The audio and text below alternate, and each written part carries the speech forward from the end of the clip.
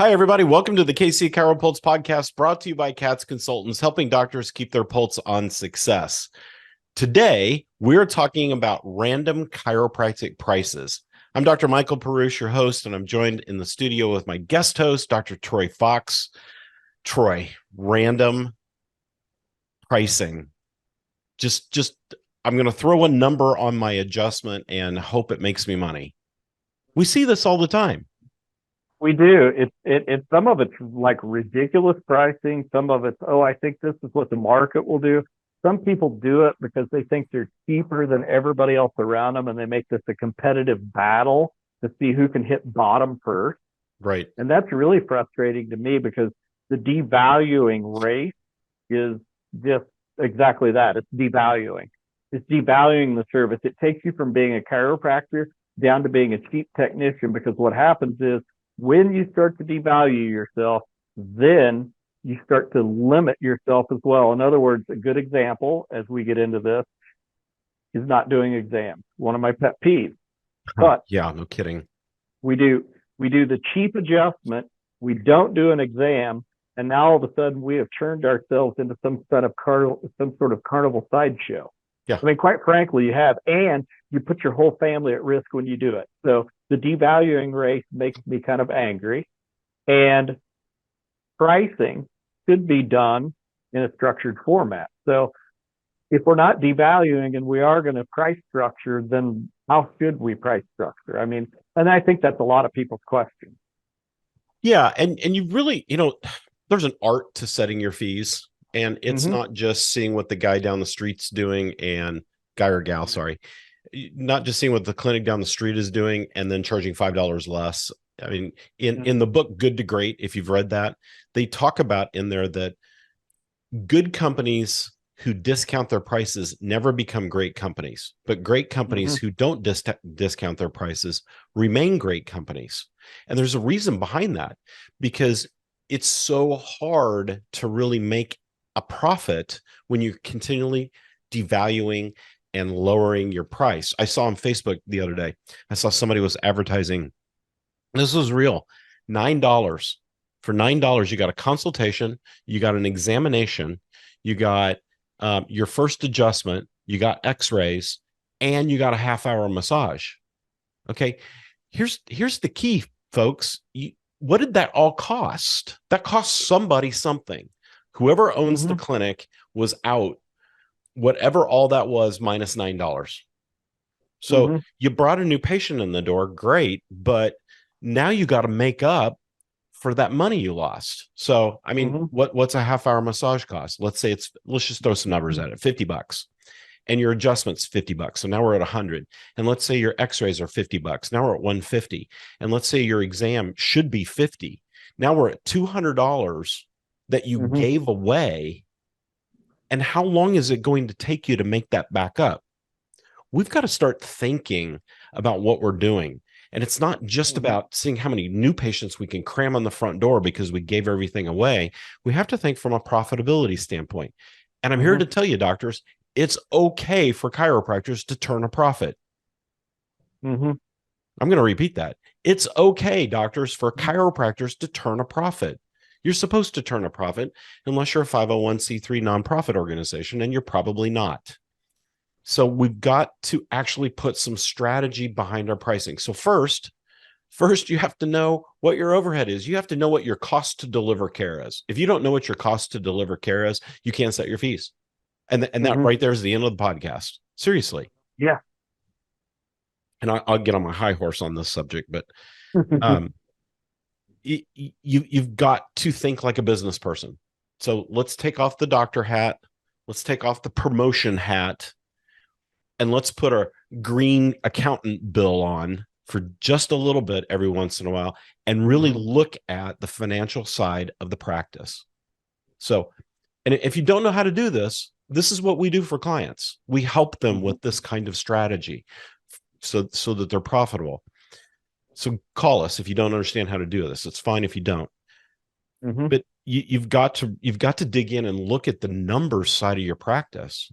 Okay. So if you don't set your pricing so that you can actually make money, then you're going to go broke. And this is why I can't remember the exact number, so don't quote me on this, but it's something like 70 or 80% of new businesses go under in the first 3 years. And it's because they don't know how to set their pricing, and they don't know how to engage patrons, in our case, patients. They don't know how to engage to get people to find value. I mean, coming back to what you said, to find value in your services. And when you give it away for $9, nobody ever will. Well, that's a lot of the cookie cutter approach that a lot of coaches and consulting groups have taught over the years, is this give it all away free up front and make it up on the back end. And in reality, what happens is you give it away for free, and consumers are smart enough to realize that, hey, if there's no string attached, it's kind of like when I get a gym membership. Oh, it's a $9 starter fee. Yeah. Okay, what's on the back side of that? Oh, I have to sign a 3-year commitment that I'm tied into, and literally they're going to take me to court if I don't pay $45 a month for the next 3 years. So I know that there's something on the back side of that. As chiropractors, we have some sort of crazy notion that we can give an offer for next to nothing out there, which I believe cheapens this in a lot of cases anyway. And then there's no string attached for that person for you to recoup what you've lost at the front end. Right. So those people are smart enough to know that after the first couple of visits, they just don't answer your phone call anymore, and they don't come back in, and they're off to the next special, especially in large cities, because everybody's running some sort of $9, $18, $25 special. And so what they do is they'll come see you for a couple of visits, and then they'll rotate to the next $18 special. Sure. And to the next, and to the next. Well, why wouldn't they? Sure. There's no reason not to. Well, here's what I see as a reason not to. You have to differentiate yourself. So if we're going to set pricing, first thing we have to have is headspace correct. Here's where your headspace has to be correct. Do you want to be, and I hate to use terminology of different stores because I don't want stores to feel steepened by this. But what is Dollar General's approach? Dollar General is Dollar General, right? They have a lot of stuff. It's pretty cheap, and it's really easy to access. Yeah, and that's their niche. That's their niche. Now, if I say Macy's, does that invoke a little? Do you think that you're going to go to Macy's and get a 99-cent Halloween decoration, or buy one get 5 free? No, you don't expect that at all, unless it's 10 weeks after Halloween. Yeah, you're expecting to pay premium price when you walk into Macy's for anything, right? Yep. So I expect a premium price, but I expect a premium product for that price. So there's an expectation when I walk through the door. So as a chiropractor, if I create a premium expectation and I could deliver a premium expectation, and you and I both know what we're talking about there because you did the exact same thing in Sedalia, Missouri. You walked in and said, I'm going to charge what I charge and what's a fair and reasonable amount, but I'm going to produce phenomenal results for my patients. In other words, not saying you're waving the magic wand and I can get somebody better faster than you can, no, but I'm going to provide a superior patient experience while they're in my practice. That's one of the keys right there is the patient experience. We need to take a quick little break for a word from our sponsor. And I want to come back to that experience. And I also want to talk about volume a little bit when we come back. So we're talking about random chiropractic pricing in your practice and how you have to have a better strategy so that you can be profitable and know that you're going to be profitable. So we'll come right back here in just a minute and pick back up on this topic. Here's a quick message from our sponsor, Katz Chiropractic Business Advisors. We'll be right back. Is your team dropping the ball? Do you have your go-to person who always has the ball? Is your team trained and ready for what daily practice throws at them? Can you depend on your team to catch the training on their own? Let us help you hit it out of the park. We want to be your coach.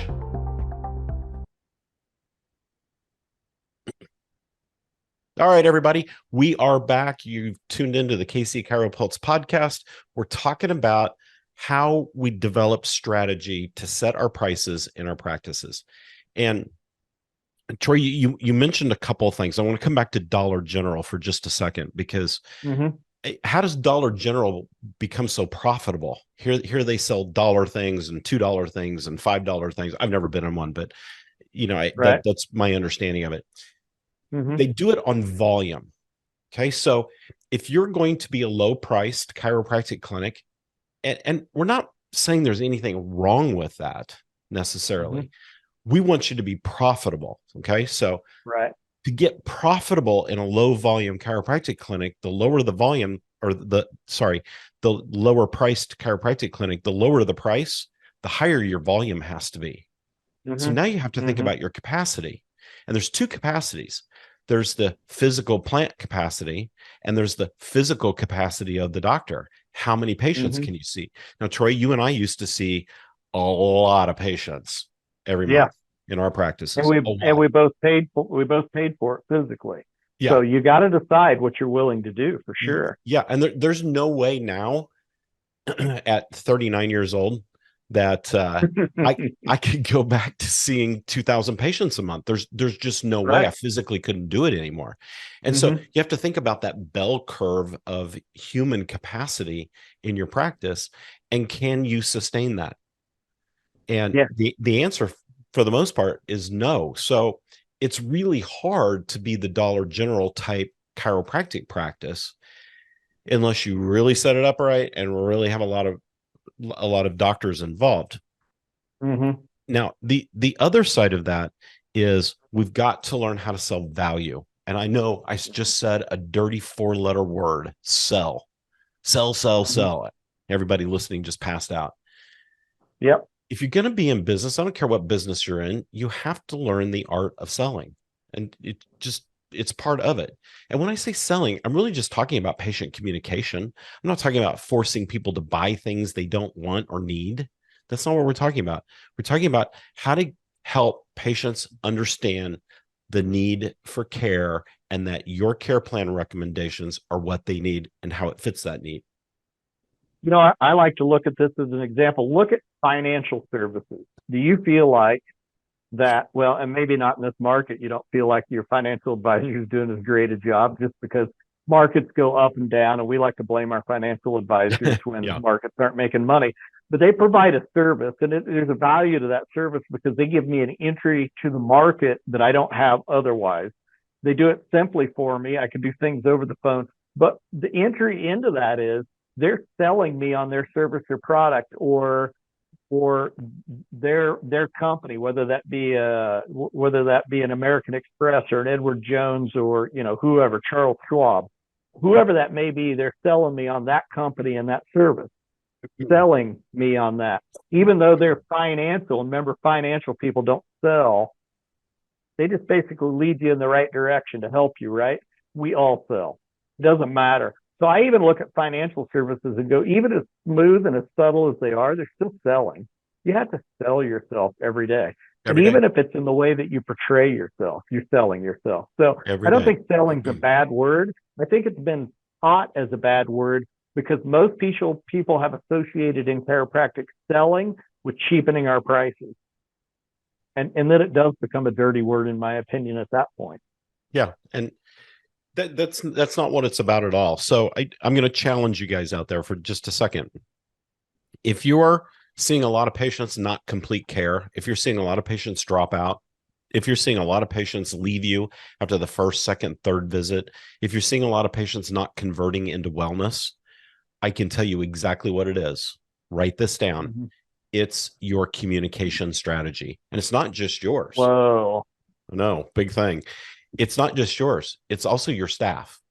And so somewhere along the way, you become very discongruent with your communication in the office, and you're not helping patients understand why they need care, that you're not helping patients understand that you understand their condition, that you know how to treat it, and that you know how long it's going to take. Now, obviously, we don't know how long it's going to take, but we can give rough parameters if we've been in practice for any amount of time at all. And if you're a new doc in practice, that's fine.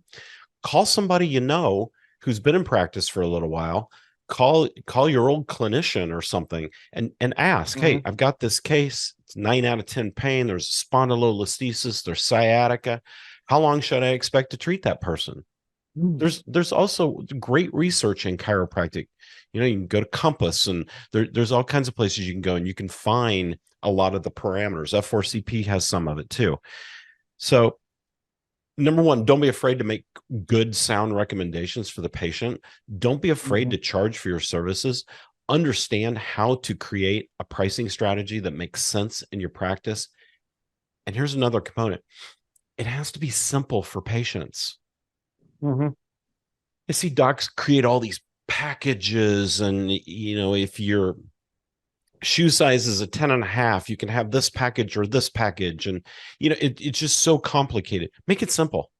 Make it super simple, and create a good cash program, legal cash program in your practice by using ChiroHealth USA or some program like that, so that you can create an option for patients, especially when they get to maintenance. This is how you make it easy. So we all want to hit the easy button. That's the easy button. Create a simple pricing strategy, make sure you're profitable, give good recommendations to patients, and be confident in all that. I want to drop back for just a second. Yeah. And the reason that we brought up the communication strategies is because that takes the pressure off of your pricing structure. And what I mean by that is this. I have above a 95% retention rate. There's only one way you get there. That's by having good communication with your patient. It doesn't mean I sit and chit chat about the weather. It means my patients understand why they're getting care. I even question people that are wellness patients that say, I just want to come in and see you to get adjusted periodically, monthly, weekly, 2 weeks, whatever, because I know that I am healthier when I do that. Okay, how does that make you healthier? That's the first question I ask. And what happens if you don't get adjusted? What are the detrimental effects to that? I get a deer caught in the headlights look, and that gives me the opportunity then to communicate to the patient what I really know about chiropractic care and how it works. And when I get done, they're blown away. All of a sudden, they understand what I understand, and now they know the secret. They're going to get care, and they're all about getting care. But now I put it back in their hands, and they take the reins, and they ride that like a show pony at that point, because that is what they're going to do once they learn what proper chiropractic care can do for them and what improper care will do to their spine long term. So communication puts me in a position of high retention. Guess how worried I am about new patients? Not much. Not much at all. And that's the thing. When you have high dropouts, you are a slave to new patients. And that's where the $9 promotion comes from, because you just know you got to have more people coming in the door. Yeah. So now my pressure's off on new patients. Now how much pressure do I have on the adjustment when my schedule's full every day of the week? Not very much. Now what I have to do is exactly what we talked about before. Look at the economy of your practice, what it takes you to survive. In other words, what does it take to break even? And then we work from there. Now, should I be in the same, should I say, well, gee, it only cost me $3,000 a month to keep my head above water. So I'm going to charge $9.53 an adjustment, because I'll make $1 an adjustment. But everybody else is charging $35 around me. No. So that's why when it comes to pricing structures, there's a few things involved. But if you have communication and retention, it changes the whole game from a standpoint of how intense it gets when you start to put pricing together. And when you retain patients like that, you know, we have the same retention rate. When you retain patients like that, your practice grows so fast. Your profitability grows so fast. And then there's all kind. Pandora's box opens up to you at that point, and you can create so much economic stability in your practice and profitability. And when that happens, you're taking home a great salary. You're making a doctor's salary. So I want you to think about that, and think about where you're priced right now in your practice, and is it a strategy that's actually creating profitability for your practice? If it's not, and you've been in practice I don't know, maybe 3 years or longer. If it's not working, give us a call. This is the kind of stuff that we help clients with every single day. So go to catsconsultants.com. It's cats with a K. You probably know that. Go to catsconsultants.com and check out what we do. There's even some free downloads on there. So Yeah. Let's get engaged in your practice and make it right. And listen in to us the next few podcasts as well, because here's the problem. We just opened Pandora's box. I mean, literally, we got on here to talk about pricing structure and like random versus, we didn't even touch the surface of it because there's so many rabbit holes you can go down with this to create what you want out of this. And we kind of know the formula. There's some complexity to it, but yet the individual components are really simple to do. Right. But once you take all those individual components and create that complexity, you can create a really good pricing structure that's involved with communication with patients, a full practice, getting to go on vacation when you want to, because A, you can afford it, B, your patients want you to go on vacation. I'm leaving here in 2 or 3 weeks. My patients are excited for me to leave, and we're scheduling on, I'm literally triaging patients right now because I can't get them all in early. I just don't have room in my schedule. Triaging patients, deciding who gets to come in before I leave on vacation and who has to add 3 or 4 days between this visit and next visit and end up seeing me in the next week because I've run out of space. I don't have any place to go unless I want to work till midnight, and I'm not going to. So there we go. So we opened up basically Pandora's box, and I'm sure we're going to have 3 or 4 follow-up podcasts that tie into what we just talked about today, because I'm excited. There's so much that we can talk about with this that's going to help docs out. Oh, yeah, absolutely. And by the way, I'm excited for you to go on vacation too, because I may be joining you. Yeah, you may be. That'd be great. So, all right, everybody. Thanks for tuning in today to the KC ChiroPulse podcast, brought to you by Cats Consultants, helping doctors keep their pulse on success. So be sure, like Dr. Troy said, be sure to tune in next week, because I think we're going to be talking about this for a while. So thanks for tuning in, everybody. We'll see you next time. See ya.